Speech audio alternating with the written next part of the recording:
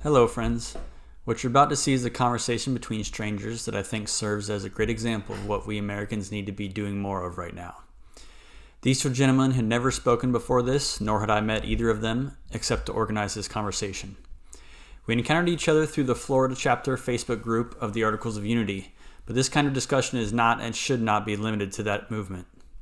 We submit this conversation as an example to all Americans, not because it is amazing, but precisely because it is not. None of us are towering intellectuals or academics. We are not politicians, political activists, or authorities on anything. This is just two people that have much in common with most Americans trying to reach across lines that seem to be increasingly dividing us. I am in no way a professional or even particularly good moderator of this conversation, as you will see, but I thought this conversation was important to put into the larger national conversation as an exercise in how to try to bridge our differences and coexist with those we may disagree with. One last note, I apologize for the abrupt end of the video, but my recording failed as we were wrapping up, so there's no standard wrap-up and conclusion to the conversation. But what we do have is more than adequate to what we were trying to accomplish. Without further ado, enjoy the talk. All right, so I just want to introduce myself to you two and to the audience. My name is Craig Carroll. I am the organizer of the Florida chapter of the Articles of Unity movement. I'm a retired Marine. I served for 15 years and got out early when they were downsizing 5 years ago. I then moved to government contracting, which I did up until this year, where I decided to retire from that too. COVID helped. So I got my bachelor's. I started in the Marine Corps. I finished it in 17. And I'm currently working on my master's in organizational management. So I want you guys to go ahead and introduce yourselves. Let's go alphabetically with Alan. All right. Hey, everybody. I'm Alan. I've been living in Florida my whole life. I was born in Venice. Actually, they didn't have a hospital back then, so it was in Sarasota. And then lived all over the state in South Florida for a while, and then moved up to the Panhandle, or LA, which is Lower Alabama. And when my dad got a promotion as a kid, and basically I've grown up here since. I ended up going to FSU, and so now I'm working for a small private company in the health insurance industry. I'm actually a graphic designer with them, so my knowledge of insurance is very minimal, but I'm kind of in the industry, Cool. Mm-hmm. And Mo? Nice. Okay, my name is Moses Dominguez. I've been in Florida for about 22 years, but I was born in San Diego, California. Both parents in the military. Dad retired Navy. Mom is currently Army Reserve. Went to school at University of Central Florida for electrical engineering. Yeah, and my now brother and sister went there. nice. Yeah, and now I do electrical engineering for architecture. I work for an architecture firm. Nice. So yeah, I love San Diego. I was actually stationed there for my first, second, and third duty stations. I went from Miramar to Pendleton, back down to Miramar. Love it there. And the only place I wanted to be more than there was Hawaii, which is where I retired. So I had a pretty good time. I miss my San Diego family. A lot of them are moving now. Yeah, actually, I still have family out there. My mom's out there right now, even though she did most of her time in Virginia, but DC actually. But yeah, it seems like a good time to leave. I mean, California seems to have a Sounds like lot there's of an problems. exodus going on. Yeah, it's on fire more than normal. Yep, All I need is an earthquake, knock on wood. Oof.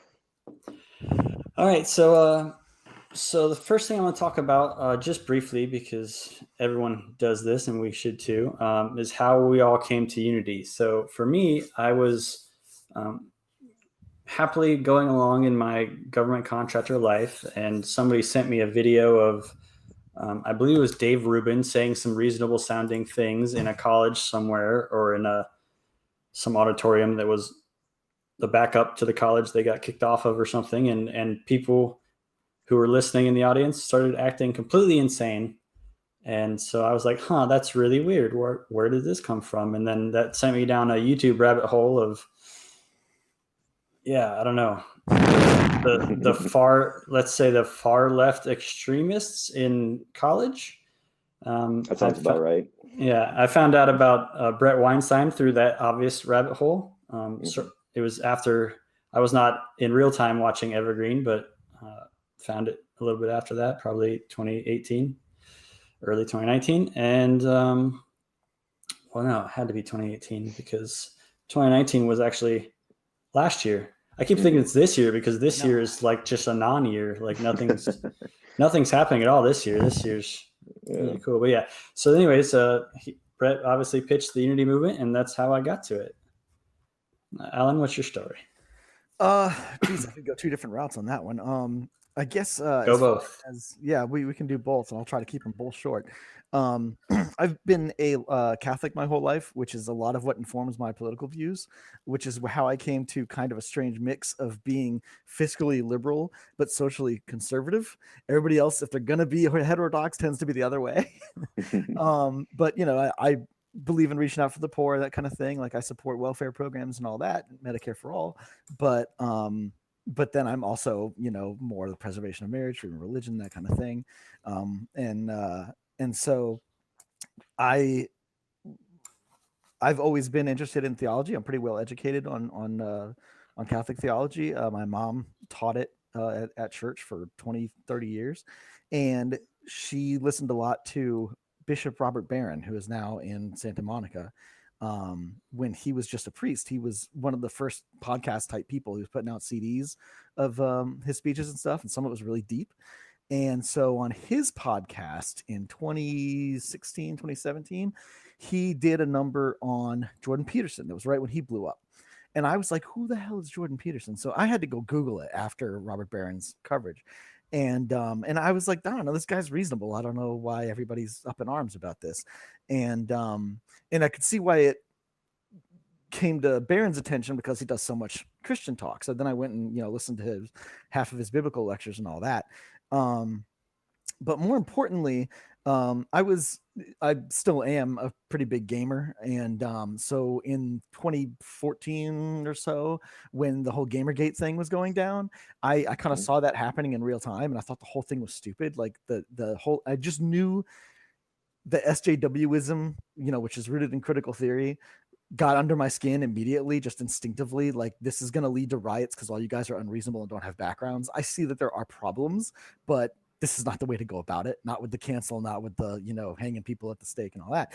So I was really happy to see Jordan Peterson on Dave Rubin's show, and I'd never heard of Dave Rubin. And then that just sent me down the whole intellectual dark web. That's when I discovered Eric Weinstein and then Brett. And Brett really appealed to me, so I immediately started watching his podcast all the time. And at the same time, I was, I guess before and after that, from like 2000 to 2020 is all the years that I could vote. So like my first vote was for George W., solely because I was a young, naive kid, and I was like, well, he's pro-life, so I guess he's who I should be voting for, which is like what a lot of Catholics say, right? Like, they don't care who the elephant is. Oh, they're pro-life, so let's just vote for them. And but I immediately regretted that decision because after 9/11, I was very suspicious of why that would happen the way it did. And, I was a cocky kid. Thought I knew more than everybody, wearing a communist shirt. And so I was like, oh no, some corporation's getting rich out there off this. I know it's all set up. It's just a pretense to go to, Middle East and steal all their oil. And then sure enough, that's like what we did. It was like, where's your, WMDs and everything. And I was like, yeah, okay, just kidding. I don't think I can trust Republicans. And I was watching CNN and all that. And of course, they're all leaned against it. They took every opportunity they could to make them look like idiots. So I was drinking the Kool-Aid, and I was like, I don't trust Republicans when Obama came around, and I was excited to vote for him. I was excited about Obamacare coming around. It seemed like a great thing. I was paying my own healthcare bills. I knew what it was like. Something needed to be done. That got shut down. And the news was all saying, Republicans have issues with this. Maybe it's just because they're racist. And I was like, I don't really buy that just off the cuff, because like Dave Chappelle was just so famous that he had to leave the country because he couldn't handle people saying, yeah, all right, on the street every 10 minutes to him, So it's like, dude, we're kind of past this race thing. I really doubt that there's that many diehard racists in Congress, but the news wouldn't let that go. And Obama kind of didn't do much his second tenure. a second term, but I was getting into Bernie Sanders. I was all down for the 99% movement and what did they call that? The one after the economic crash. Occupy. Occupy, yeah, the Occupy. I was all down for that. I got a bumper sticker and everything, and so I was happy to see Bernie run in 2016, and then for Hillary to just run him off the road, and I was like, oh, the media treatment was not fair to him, I thought, and for that matter, I didn't think they were fair to Romney either in the term before that, because I was still paying attention to that primary, thinking, hey, maybe the Republicans can buy my vote back. I was still always open because I always had my principles. It was the parties that were shifting under my feet. I always felt like that, and so I never felt a party allegiance.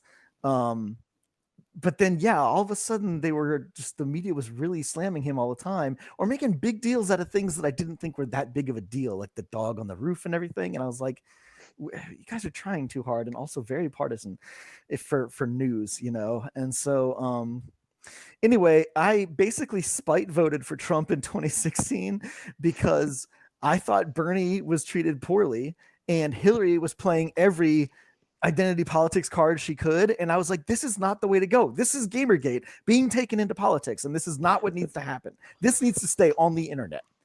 And so yeah, I really voted for Trump out of spite, thinking he's probably not a great leader, but he also probably couldn't ruin anything either, because gridlock in Washington is what prevented Obama from being very effective.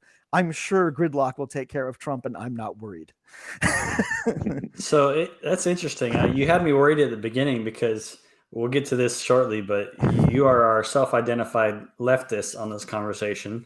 And Mo, you have self-identified as right. I will play as an impartial moderator as I can. But you had me worried there, Alan, because you started out with Jordan Peterson and Catholic, and I was like, that sounds pretty right. And then you brought it back. You evolved over time, as as a lot of people I think did,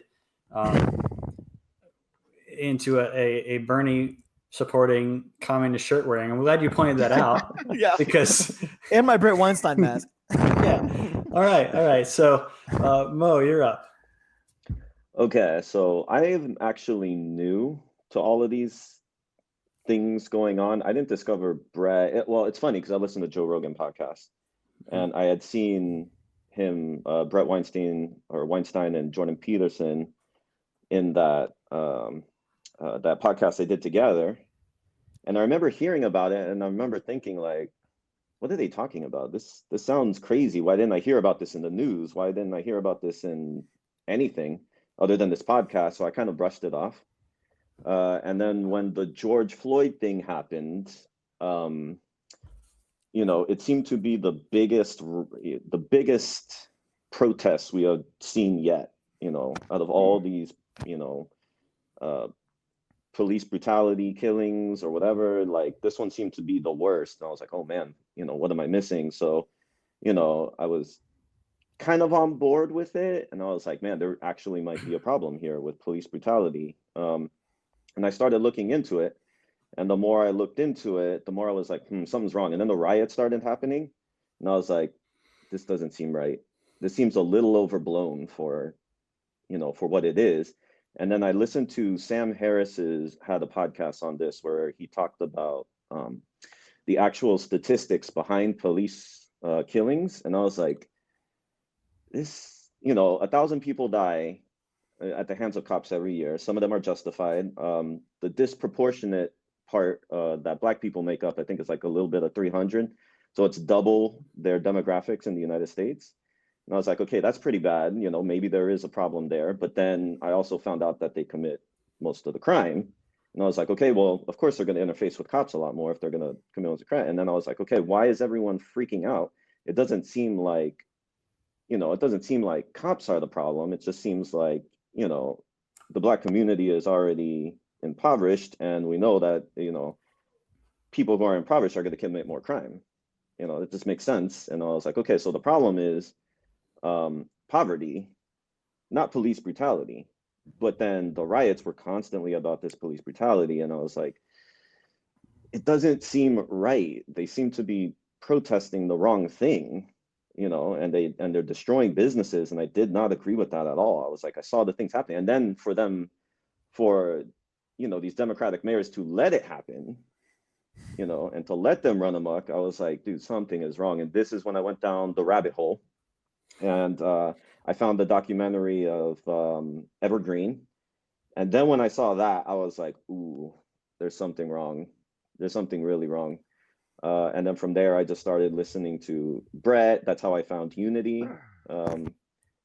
When he started talking about that, I did feel like we were polarized. I always thought like we were polarized, and I always thought that was a problem. But now that we're polarized not only between politics, but now it seems like we're trying to wedge race in there too, and identity and all these other things. And I'm like, that just doesn't seem good at all to me. So, it seems like our political polarization has become much more of a social polarization, and that's probably far more dangerous. Oh, I think so, for sure. I think the politics thing is easier to get over, but if you start pinning people against each other based on identity, that doesn't seem right. It doesn't seem good. Yeah, I agree. I mean, yeah, politics has been polarized for a long time, maybe increasingly so now, but you used to be able to like ignore most of it and be like, well, that's just Washington and they're just doing what they always do and whatever. But now it's not Washington. Now it's in the streets of most cities. And so now it's a problem. Yeah. So I like that you mentioned that Sam Harris episode. For anyone listening, that is the Sam Harris Can We Pull Back from the Brink episode. Highly recommend it for everyone to listen to. Okay, I have an experiment I want to run, which is why I recruited you guys to do this. And I have not briefed you on what this is going to be. So don't worry about getting it perfect. But as you both said, we have a lot of division due to politics. And it seems people want to pick their sides and paint the other side as the enemy. But really, our political system is supposed to be adversarial. But the adversaries are not supposed to be enemies. And so I think that's a distinction we need to bring back. You can have people competing in a cooperative way. Brett's talked about this quite a few times, but in this case, it's like the constitutional convention was adversarial. There were people on very different sides of multiple issues. Obviously, slavery was one. Federalism was another one. But the whole point was you talk it out to get the best compromise system you can. We have this in the government and the checks and balances between the branches. We have this in science with peer review, people actively trying to shoot you down. We have this in the law with the prosecution and defense. It's not just the state says you did this and judge like, yep, you're guilty. Like there's a reason to have the other side argued as vehemently as possible. So I think we need to get back to this kind of productive adversarial system and not this demonizing, polarized enemy system. And I think it's important for each side to understand where the other one is coming from. So what I want to do is have each of you explain the position of the other side. So this doesn't necessarily have to be the exact beliefs of the other person on this call right now, but I would like each of you to broadly say what the side that you do not identify with gets right, what they believe in general, and basically express your understanding of your adversary in our cooperative union here that we're trying to maintain, this experiment that is America. And then you don't have to get it all right. You can go into as much or as little detail as you like. If you go into too much, I'll probably play you back. We want to keep this somewhat short. But yeah, so, and then I'll give people time to respond and make adjustments and whatnot. But yeah, does that sound good to everybody? Yeah, I want a little extra clarification before we dive into that. Yep. If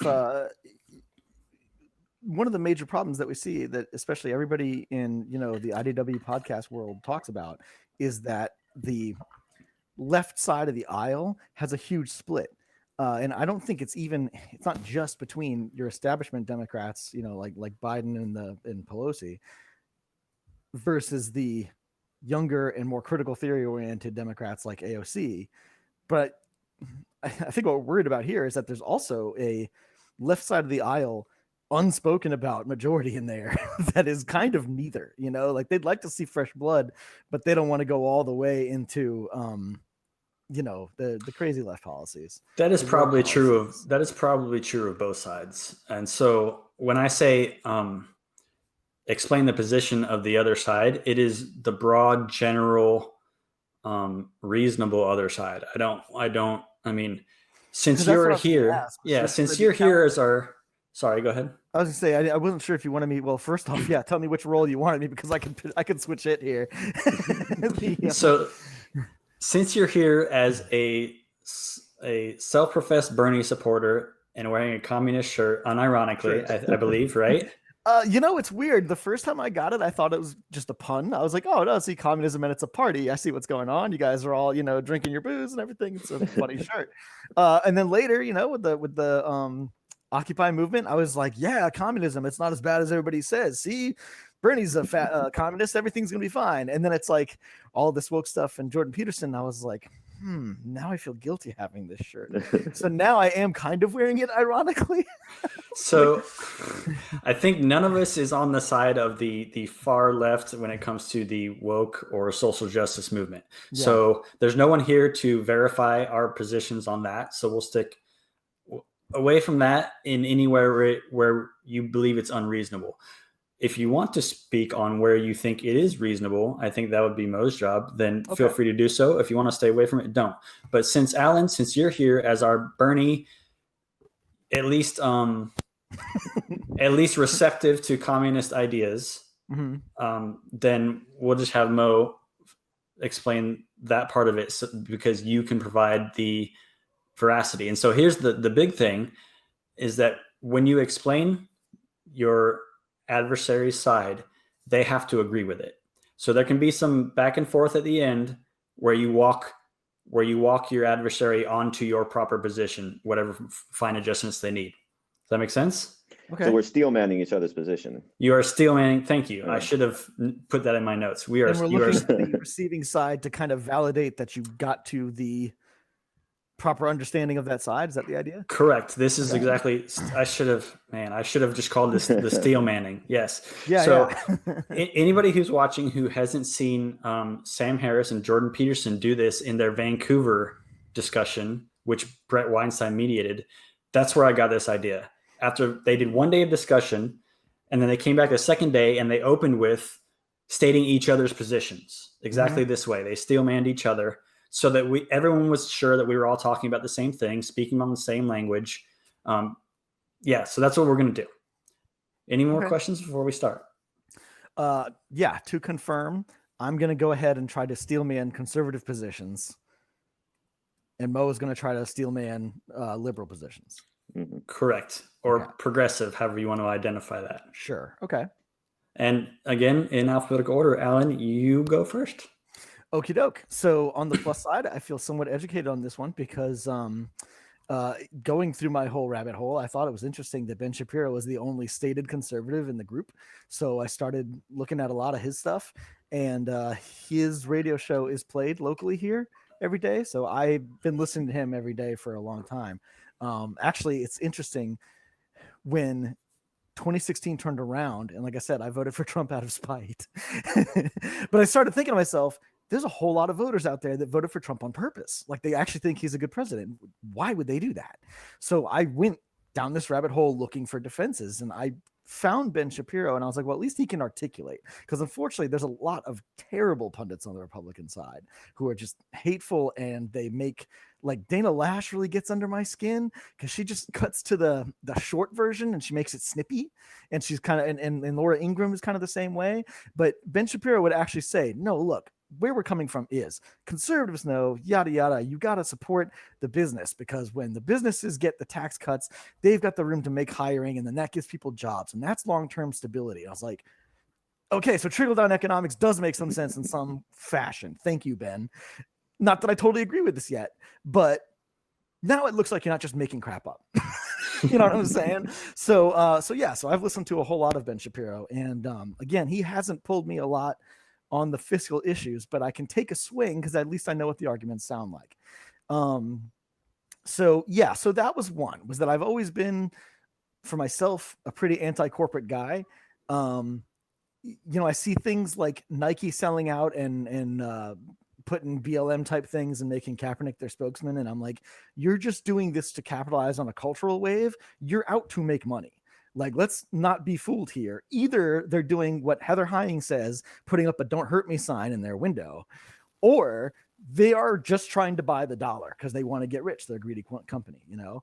And I think Ben Shapiro actually says that outright too, because of course he would disagree with this course of action.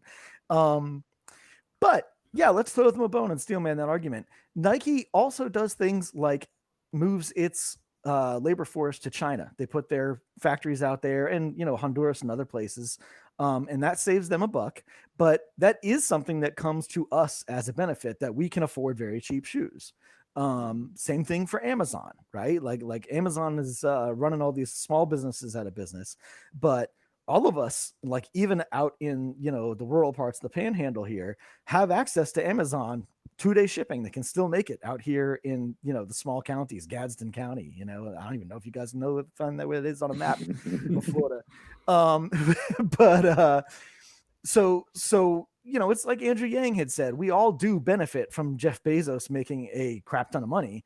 I think that's why Andrew Yang appealed to so many conservative voters and a lot of Trump voters, is that Yang wasn't going to take the Bernie and Warren approach of let's just tax the shit out of these successful people, because yeah, the conservative argument is, why would you want to punish success? The whole idea of a capitalist market and a free market is that the ideas that are successful are the ones that work, and you should be rewarded. That's even, you know, Brett Weinstein's been talking a lot about not solidarity, but subsidiarity, which he said came from Catholic social teaching, and that's true. And another one of those is Catholic social teaching does believe in rewarding profit so that you have a material feedback mechanism to know that you're doing something that is effective in the market. And so that's a good thing.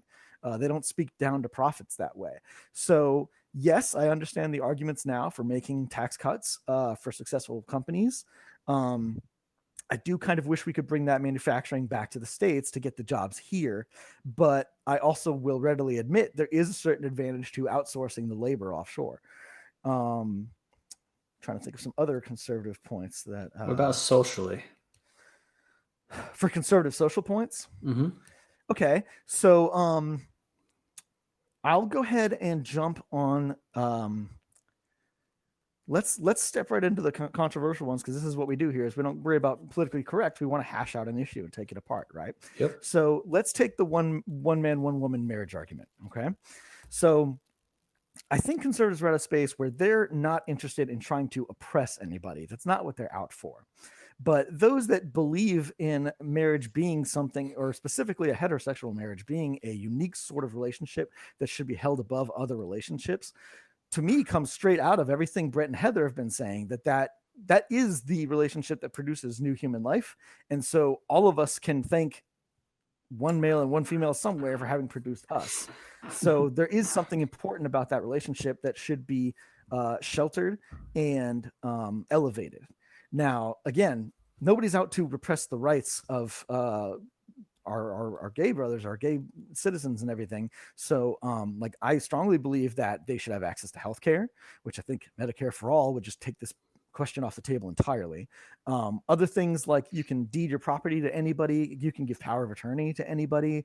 You know, Ben Shapiro's argument is marriage being recognized by the government was a very important thing earlier in history when women largely didn't work, primarily because biologically they're the ones carrying babies and then nursing them for decades of their life. So they need to be dedicated to that task for those years. And therefore the men, especially in the evolutionary course of time, evolved the ability to work harder, to work for 2 and sometimes for 10 to feed the wife and kids. So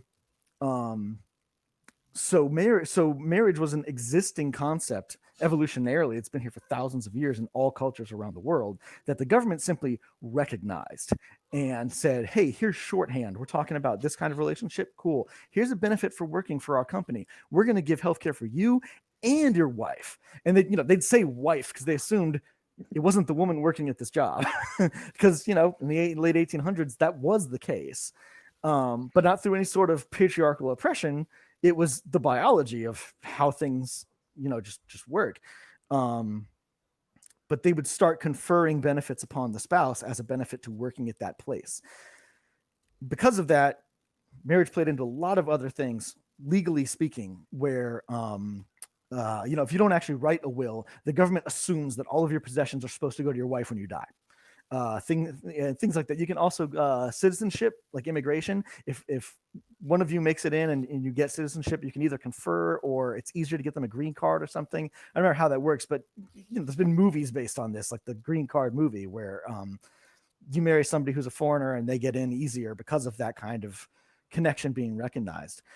All of those sorts of legal things can be worked around now without destroying the elevated relationship of the heterosexual marriage.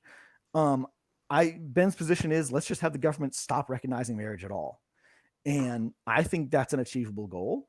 I think that is something we could easily work with now, especially because we have, in many ways, atomized the classical family, the nuclear family that we put in a little frame. Because the reality on the ground is, we do have a lot of divorced families. We have a lot of childless families. We have a lot of gay parents who are doing just fine, raising sane kids who grow up to be successful. There just is a lot of difference out there. And the conservative positions for wanting to fight things like gay marriage being recognized is they just don't want to put that word on that relationship, which is unique to all relationships. They want to preserve the uniqueness, especially at the cultural level. I think that's the big thing that gets misunderstood about conservatives, is that they're not out to restrict the rights of homosexuals. They're looking to protect the freedom of religion to recognize that particular sort of relationship. And they're fine with, what's the word I'm looking for? Not letting go of, but handing out the rights to everybody who needs and wants it, because that's the beauty of being an American citizen. We're happy to share that. Okay, so you've touched on economics, you touched on social. Are there any specifically conservative political things that you can think of that don't involve the things you already talked about? What do conservative politicians want to do? I'm trying to think of the ones that challenged me the most. As far as like Trump's foreign policy goes, I actually was kind of happy with everything he went down on that course, particularly with the Middle East. I thought it was really interesting. I read an article somewhere that said, I remember when he assigned Jared Kushner to go out there and start talking to all the Arab nations, I was like, immediate nepotism. What's wrong with it? How is this legal at all? Like, I was very upset about that. But once everything wrapped up and, just this summer, they got the UAE and Bahrain trading with Israel, and Saudi Arabia said, "Oh, that's fine. I'll open our airspace so you guys can do this business." And what? I was completely taken aback by that. Sudan yesterday. Yeah. Yeah, Sudan yesterday signed on to the similar thing. Oh, that's messed up. So what the interesting comment that I saw was some Arabian diplomat who said, it's very interesting that Trump chose to send Jared Kushner. I think we were all more open to this negotiation because it was the president's son-in-law here. I realize in your country they call that nepotism, but over here we call that business. We're all kings here. We send our relatives to do our diplomacy because that shows trust that we would put our blood over in your house to work out this deal. And I was like, okay, I don't think Trump is really capable of 4D chess, but if he ever was to pull it off, this is the 4D chess. Yeah, that hadn't occurred to me. That's brilliant. Yeah, and I was like, that's nuts. Other conservative things that he wanted to do that I was like, not so much. Well, let's ask Mo. Mo, is there anything that you would like Alan to address from your position? So first thing, I might have unintentionally misled you about being a conservative. I was a conservative, earlier in my life. My dad is a Cuban American, so he has lived through socialism, and he is very anti-socialism. So I grew up doing that. As I've gotten older and went to college and stuff like that, I've been pretty pulled towards the progressive side of things, not this ultra leftist side, but I would say progressive. Healthcare, UBI is very interesting to me. But one more thing, I think that conservatives usually are is they're more like, limited government.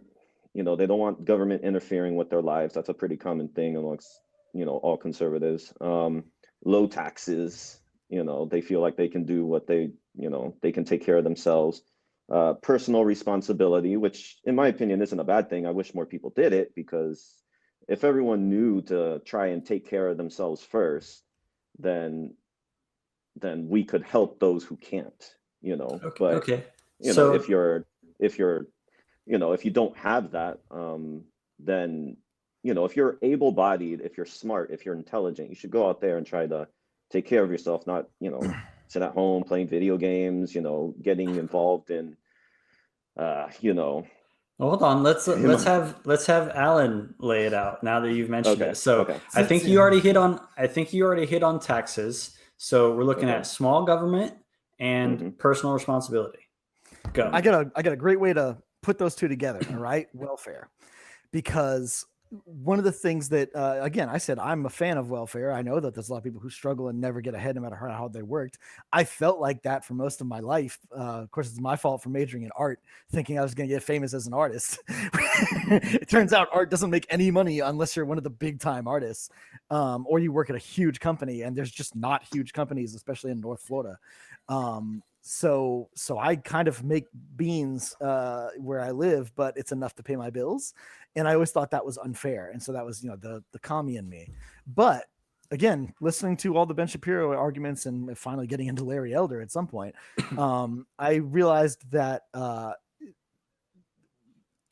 welfare and UBI both kind of try to buy off of this. We're ready to give you some help, but it's got to only be so much help, and you got to qualify for it, because it's so easy to find a free rider. And that's not something we want to encourage. We want to encourage that personal responsibility and make sure that these people are seeing that this is a set of crutches until you can walk again. If you're not trying to walk again, we're taking your crutches away. And again, trying to steelman the conservative arguments on that one. Yeah, that is a thing. There's been a lot of reports and charts that I've seen in the last couple of years of how things really went downhill since I think LBJ started the first welfare programs, and that's really what was keeping the poor areas down, which of course are the ones that are populated with more Black people, due to, again, historic racism of yesteryear, not so much because of current racism, but it is an inherited poorness. It's hard to. I think Brett Weinstein said something to this degree too. There's a tipping point that he talks about, like there's a fulcrum where, like, once you get over this fulcrum, you start doing something well, and then that feedback from doing something well gives you the leverage to do even better, and you can build on that and you can keep going up. But if you can't get over that hill, it's very hard to get up here and easily slide back. It's very hard to make something from nothing. And so finding that spot is the hard part. Where that turn occurs to reach critical mass or escape velocity. So the conservative argument against welfare, I don't think conservatives would ever fully get rid of welfare programs, but they do want to be very strict on how much that reward is going to be. They want to lower taxes because they want to lower taxes for several reasons. It grants freedom to the citizens to use their own money that they've earned to do what they feel is important, because they believe in people's abilities to assess their own problems and then solve their own problems. And they want that subsidiarity of delegating the work to the people at the ground level who know their issues firsthand, and give them the opportunity to fix it and feel good about having fixed it. And they should. So real quick, because we got to move to Mo, but Sure. how does that tie into small government? So that's the thing, is that once you get somebody dependent on welfare, the takers is where I want to move into this. Thanks for pushing me along. The takers is those folks that are going to enjoy their help and then stay at a convenient income level that is just below that fulcrum, so that they'll continue getting their free help. And, it's kind of a learned laziness or a learned helplessness. And that's something that conservatives want to discourage. You said something about how, was it the lower taxes part you want to get into? Small government. Small government. Right. So that's just it. Welfare is kind of a function of a big government in a sense, because it's the nanny state that takes care of these people. And it's a drain on the rest of us who are doing, the work to generate wealth, generate productivity, and then their wealth is being rerouted into these people who are deliberately trying to not work. And then you've got things like general freedoms, like Second Amendment rights is another great one, where I guess libertarian stance is a better way to go through this, where the whole point of this country being founded in the first place was that we did want people to be more sovereign over their own area.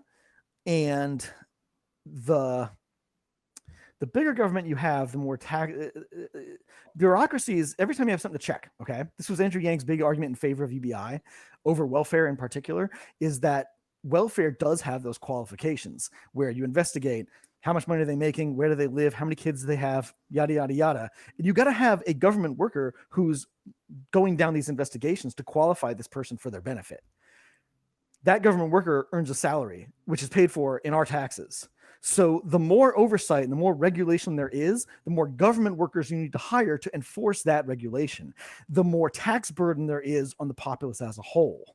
So when you do something like UBI, where you just say, hi, are you alive? And in the United States, great, here's your $1,000. There's no oversight that drops the tax burden on the rest of everybody else while solving the welfare needs, like why it was set up in the first place.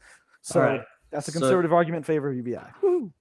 All right. That sounds pretty complete. So without Mo, without going into anything he didn't cover, because we could do this for 5 hours if we wanted to, are there any things that you think need to be corrected on that Alan did say that may be not quite representative of the conservative viewpoint as you see it?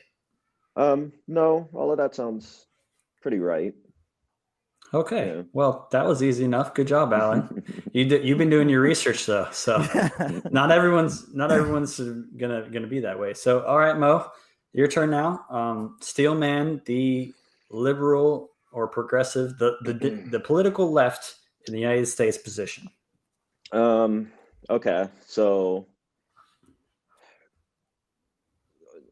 I guess what it used to be, or maybe what it still is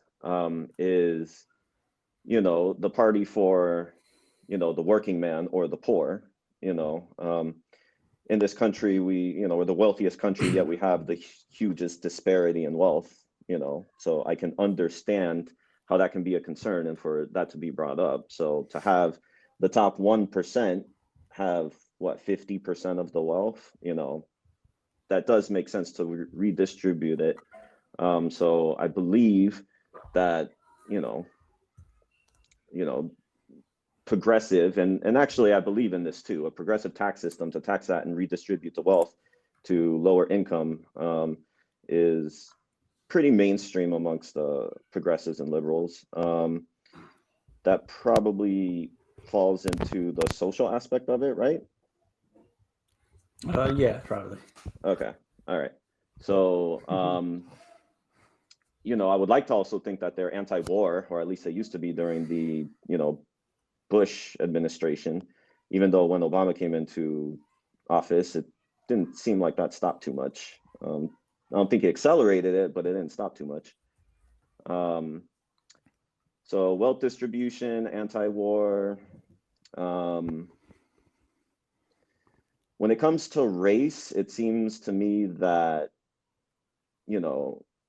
their standpoint is there are certain races that are at a disadvantaged historically, which makes sense, and how to this day they could still be affected by all those historic injustices, and those need to be touched upon, or at least looked at, and seen how we can help it.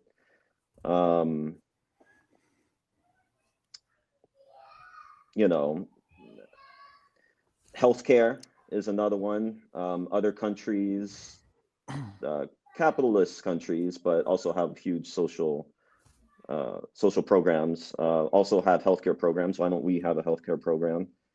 We're the richest country in the world. We should be able to afford it.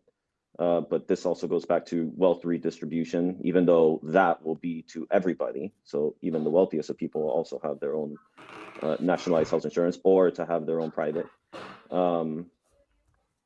So yeah, those might be the main things. Am I missing anything else? Are there any other social issues other than race that the left might you might want to Steelman. I'll throw you one as a challenge, right?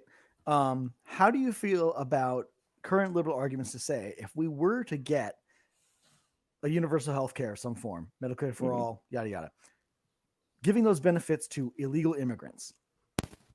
Or with keeping the experiment, what is the left position? The liberal position for handing over healthcare to illegal immigrants. So I would say that their position is, if you're paying taxes, you deserve the benefits of, that we have in this country. I'm not sure if I agree with that. I think you need to be a United States citizen in order to get the benefits of this country. Maybe not all benefits, but some benefits, maybe like voting or something like that. But yeah. Hey, can you clarify voting? Was your argument that it might be okay to give illegal immigrants the ability to vote? No. My argument would be no to that, meaning you have to be a citizen to vote. Can you get such benefits like healthcare and stuff like that? Probably, maybe. I think other countries do it that way. After living there for a certain amount of time, you can opt into their nationalized healthcare. So I think we're tiptoeing a little bit about the larger issue. So why don't you give us the liberal position on immigration in general? So the way I would see it is open borders is the way it seems. Anyone who wants to come here should be able to come here. I think that's a little bit dangerous, but I can understand that all these immigrants coming from Central America, should be taken care of. Remember, you're Steelmanning, so why would open borders be a good thing? Pretend you only see it that way. That's kind of hard for me. It's kind of hard for me to explain that. I think it just comes from a humanitarian standpoint more than anything. I don't know if there's any economic advantage to it other than cheap labor maybe, but I'm pretty sure that's not the reason why they would want it. If I'm going to Steelman, to be honest with you, I think Democrats in general want it because that's a base for them. Those are voters. I don't know if that's Steelmanning or criticizing. But it's more cynical, but yeah. But yeah, I think it might probably be the humanitarian aspect that these people are fleeing, their own very dangerous countries, and that we should take them in and give them all the benefits of a United States citizen. All right. So, Alan, is there any other topics you would like Mo to Steelman? Give me a second on that one. I really liked immigration as a choice for a topic because, especially if you listen to Eric Weinstein's takes on it, they're very like down a flavor that you've never heard before. Like Eric Weinstein's views on immigration are really unique, and I think very insightful. I was very pro-immigration. I think maybe 8 years ago I would have been called an open borders kind of guy. After having listened to a lot of Ben Shapiro. Actually, you know what? This is really interesting. What really turned me more conservative in the last over Trump's tenure was, like I said, I couldn't understand why somebody would vote for Trump on purpose and not out of spite, right?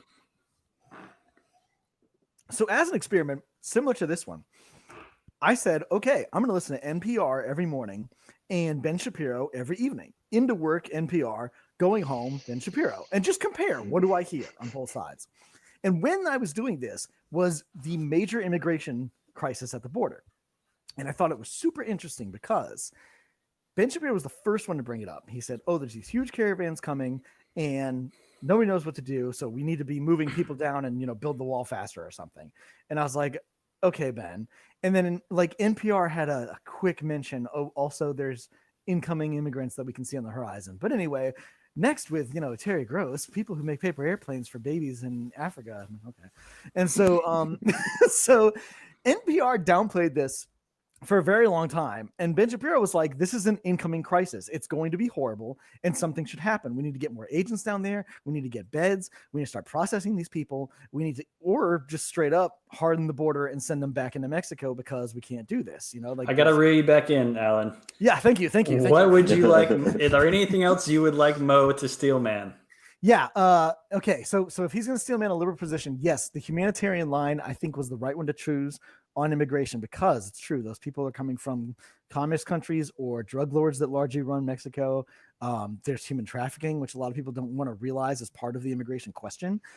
Strangely, in liberal media, I think they try to separate those and make it like Epstein's life lives in its own world that is so not connected to immigration.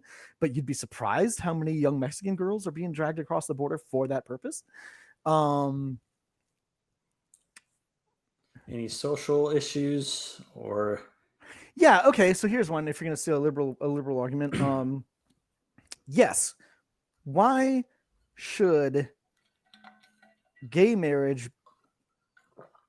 What's so the liberal angle on that? Why should it be called something that's not marriage? Or sorry. Why should it just be called marriage? Yeah, there you go. Is this the big? That's what it is. They're trying to say it's fully equal. It's fully the same thing. Because it's wrong not to. Because go. So I'm trying to steel man the progressive definition of marriage. Yes. So or at least the expansion of marriage to include more than just heterosexual couples. Yeah, well, because we're not all just heterosexual. We have a community of gay people, we have a community of trans people, we got a community of gay trans people. Like we gotta be inclusive of everybody, and in a way that makes sense. So it can't just be a man and a woman, because now you are denying the rights of others that live in our country, and that's not American. So that's pretty right to the point, right? Yeah, succinct. I would say one of the strongest arguments I've heard on the liberal side of that argument is that it's a non-violent crime. That if it's going to be, two dudes living in a house, what are they doing to you? They're not harming you. What they do in their bedroom is their business. Kind of libertarian angle, and so it's no threat to you, in a physical or recognizable way. Yeah, for them to just be married. Yeah, I can see how that's an argument. I think it's a weaker argument. Just because it's not affecting you doesn't mean it's wrong. I think the better argument is, we are denying people rights, which is everyone can agree on. Okay. Yeah. So, just because it's not a non-violent offense, or something like that, doesn't mean it's okay. All right. So you both, Alan, is there anything that Mo said that you would want to correct that you can recall? Well, I did just that there. You did a lot of it along the way. A little further down the left line. Sounds like the wealth gap he addressed, which was good. And I think that's a strong one, which is why I still remain fiscally liberal. Because again, I'm fine with recognizing somebody's progress and effective business model being rewarded, but to the level it is, to the distance out, when you look at how people making, middle class still have a very hard time making ends meet to do basic things like afford housing. Here's a good one. Why don't I throw student loans at you and free college? What's the in favor of free college or debt forgiveness and blah blah blah for everybody? Take the Elizabeth Warren approach on defending free education. This isn't going to be hard for me because I'm biased in this situation, because I currently have $44,000 in student loans. So I wouldn't mind that to drop off. Yeah, I don't make that much in a year. But I mean, besides that, it makes sense because how many of us have, I know people that have $200,000 in student loans, $100,000 in student loans. These are people who are gonna drown in debt. They're never gonna be able to own a home. If you got that much debt already. So, and I think it totals $1 trillion. It's a crisis, in my opinion. Like, we told everyone, and this is including myself, to go to school, get a degree, take out loans if necessary, because if you get a degree, you'll get a job and you'll be able to pay it back and you'll be able to make more money and stuff like that. I mean, that's half true. The other half is, what are you going to school for, and are you going to get a job that pays? Fortunately for me, my parents told me, if you're going to go to school, you got to go for something that's going to pay you afterwards, or else there's no point in going to school, because you're just going to be drowned in debt, and then you're going to be working as, my mom worked at a surf shop while she was going through school, and she worked with a college graduate who majored in history, yet she didn't have a degree and she was still, so it's not just getting everybody out of debt so we can move forward with our lives and buy homes and do other things. It's also, and maybe, I don't know if this is on, the platform, but there also needs to be, in my opinion, school reform. Our education is garbage from every level in this country, from grade school all the way up till college. Totally agree. It's terrible. I went to public school my whole life. Went to private school for a little bit, and there definitely was a difference. But and I feel, this isn't Steelmanning the left anymore, but I feel like the left used to champion better education, and now I feel like they're hurting it if they're gonna be like, I'm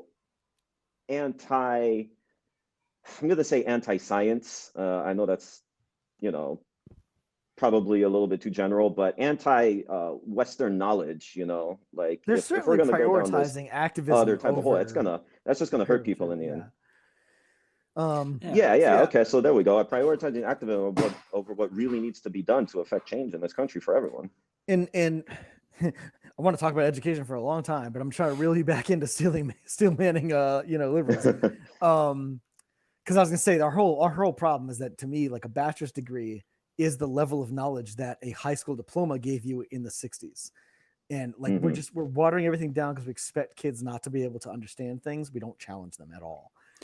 We could do a whole podcast on education too, and maybe exactly. I'll add that to the list. But so I think this is a good ending of this little experiment of the Steelmanning. We had both sides Steelman the other, and we had some corrections going both directions. I think it's pretty good. I think we need more of this, and hopefully I can put this out there in something that looks like a semi-professional edited content, and other Unity chapters might want to try it out. And hopefully we get more people here in Florida, and we can run it again if we find someone who's a couple people maybe who are even farther apart than you guys. And I think that would be fun. I try to do this. My daughter just went off to college this year, and I told her, this is one of the things I told her, is like, when you're discussing something serious with someone, you need to listen, and then you need to tell them exactly what they think so they agree with you before you can go the other way. Otherwise, we're just continually doing this diversion thing. Whereas if we can at least get that common understanding, which I think we did a lot of here, I think this is the way to go. And that goes back to, again, me trying to put myself in somebody else's shoes and saying, why would I vote for Trump on purpose? Like, why do I like Trump? What are those people saying? And then I come over here and hear that argument out, because there's a lot of things that were like eye-opening to me. Like Larry Elder's, when Larry Elder served Dave Rubin on the first time he was on that show, that's a good podcast to watch, because it was like, wow, I've never thought I'd heard a black man say these things. And but that's, that reaching across the aisle thing. I think this one went really well and was very not just productive, but also civil, because I think me and Mo are both fighter mages. And it was funny to be like, okay, no, Mo, you're the fighter now. And Alan, you're going to be the mage today. And both of us kind of sympathized with the other class, being like, man, I missed those hit points. And you're like, oh, but it's great to have ranged attacks that do like 66. I mean, also though, we all are part of the Unity movement, and we do one thing that a lot of people on the right and on the left aren't doing right now, which is listening to each other. So this was easy for us to do. We would need, someone on the right who is deep into the right, and then someone on the left who likes to cancel people, and actually bring them to the table to actually have these discussions and really find out, what makes them tick. Because all of us here are open for discussion, which is good. We need more of that. Yeah, unfortunately, I think those kinds of people are probably too far apart to get to where we're going, but I think they're minority. And secondly, I don't think I'm certainly not qualified to mediate that conversation, because that would devolve quickly into something way out of my control. So I think we need to attract people like us who are, there's a lot of political difference in this chat right now. And I didn't even get to any of my views, was not the point. But just looking at the two of you in that communist shirt, I love that you wore that. And my best hero, or my Brett Weinstein mask. Yeah. Should I have gotten a MAGA hat? Maybe. I know, right? Here's the best part. Like, going back to the mask, it's so, timely. I love that, like, if you see somebody in public and they're wearing a mask, we're now at a point where you just assume they're leftists. Like they're probably just going to be like, oh, men can be women if they want to wake up and identify as that today. But then if they're not wearing a mask, oh, they must be a racist, and they're probably, and it's weird because at least in my town, it's most of the black people not wearing masks. And so I'm like, are they all Trump voters? Like They might be, don't know. I have no idea anymore. Nobody knows how to make sense of anything. But I like to think that this is my middle ground, is that when I put on this, it's still a mask, but it's not their mask. And so it's like I kind of want somebody to ask me a question like, why are you wearing a bandana? Yeah. Are you about to rob a train? Yeah, exactly. Like, so yeah, I wear it in the office every day, and everybody's just like, what's up with Alan? Yeah. I just moved to Florida last month, and at the end of my family's street here, there's a sign. I forget the exact words, but it's something to the effect of Black Lives for Trump. And I was like, that's a meta, like cognitive, like, does that exist? Like, and I think that's the kind of the truth of it, is like the two polarizing sides that are loud and shouting at each other don't actually represent most of us. And No, they don't. we need to find all those people and bring them in and go, okay, let's exercise our political power to get these two idiots to stop going at each other, because it's destroying lives, it's destroying our communities, and we need to stop.